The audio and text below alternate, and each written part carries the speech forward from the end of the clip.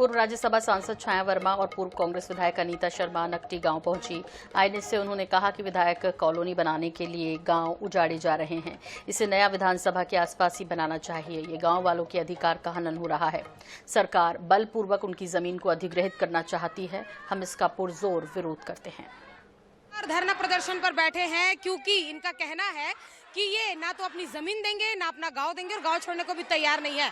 और विधायक कॉलोनी के लिए ये जो गांव है वह स्वीकृत की गई है, जिसमें कई जो घर है वह तोड़े जाने हैं, जिसे लेकर लगातार जो ग्रामीण है वह पीछे विरोध कर रहे हैं। जिस तरीके से आप देख रहे हैं, त्रिस्तरीय पंचायती राज में सरपंच को सर्वे सर्वा माना जाता है कि ग्राम पंचायत में उसका अधिकार होता है, लेकिन पंचायती राज के अधिकारों का हनन हो रहा है। जब सरपंच और गांव सभी पंच और गांव वाले अपनी जमीन नहीं देना चाहते तो सरकार बलपूर्वक उनकी जमीन को अधिग्रहण करना चाहती है। ये तो सरासर अन्याय और गलत है।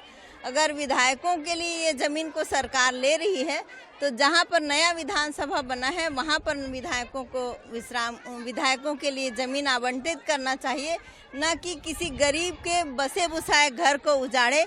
यहाँ तक कि यहाँ पर इंदिरा आवास भी बना हुआ है, उसको भी उजाड़ रहे हैं। तो ये तो सरासर गलत है। हम इसका पुरजोर विरोध करते हैं और शासन प्रशासन से मांग करेंगे कि ये इनका आशियाना न उजाड़े।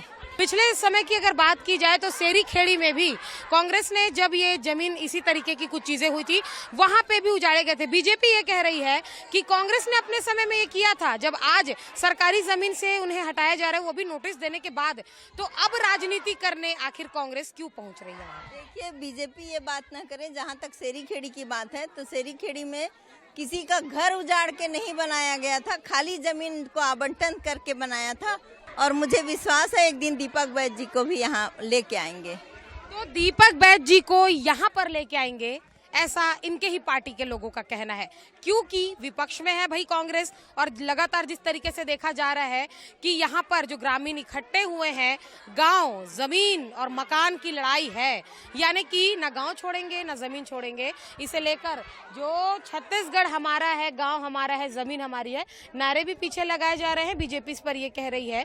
खुद हमने विधायक से बात की तो उन्होंने कुछ जानकारियां दी कि ये सरकारी जमीन है। फिलहाल इस पर जो राजनीति है वह भी अब तेज होती हुई नजर आ रही है। ग्रामीण अपने और लड़ाई के लिए बैठे हैं, वहीं राजनेताओं के अपने एक अलग दलीलें हैं। कैमरामैन भूपेश जांगड़े के साथ मोनिका दुबे, INS 24/7 रायपुर।